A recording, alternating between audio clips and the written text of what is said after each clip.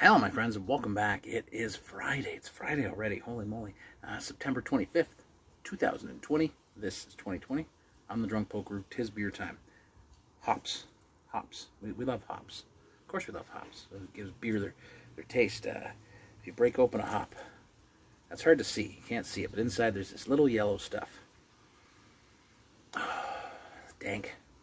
But that's the lupulin powder. That's the stuff you want. That's the good stuff. Now, usually hops are dried and pelletized, right? And then they're, or they're cryo-frozen, and then it intensifies their flavor. But then every year at harvest, some brewers make wet hop beers. And literally what that is that they go to the harvest day at the hop farm here in Ontario, and they collect hops, put them in a bag, drive back to the brewery, put them in beer. So not everybody does them. Some people don't like them. I personally think they're fun. It's a different way to express the characteristics of the hop. From Collective Arts this year, they're using fresh-grown, Ontario-grown Chinook hops. I said Chinook hops. I do like Chinook. Chinook is, somebody says it's like Saz hops took a walk through a pine forest. And I'm like, it kind of describes them. They do tend to have a piney sort of thing with a light citrus and a little bit of spice. Classic hop, again.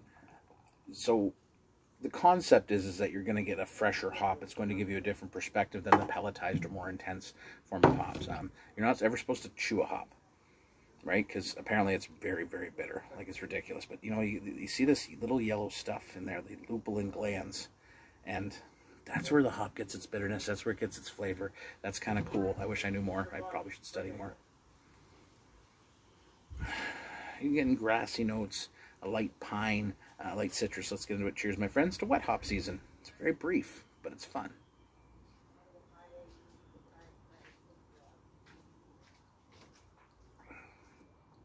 So they went with like a nice light pale ale. There's some wheat in there. It definitely does express that kind of...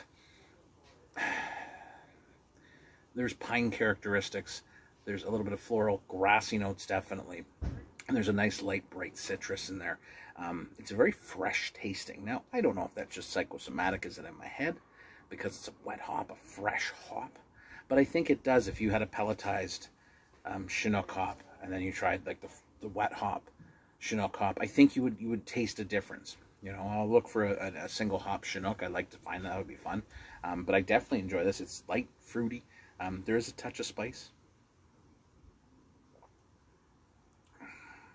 It's just a nice, light, easygoing beer. Again, wet hops are not, I wouldn't call them impactful flavors, right? They're not like, if you go like Ransack or something like that, where it's, or Radio the Mothership, where the hops are like, I find this is a more subtle expression of what the hop is. And maybe a more, fall, because everything's kind of shutting down, for the winter. We're going into hibernation here, and it's kind of like that last burst of fall and summer, So it's a very interesting way to express the hop. For me, Collective does these things really, really well, and they kind of let the hop do the work, and they let it express itself. So again, good. And I don't even know what kind of hops these are. They're from my garden. One day maybe I'll do a wet hop brew, maybe. Cheers, my friends. Enjoy your Friday.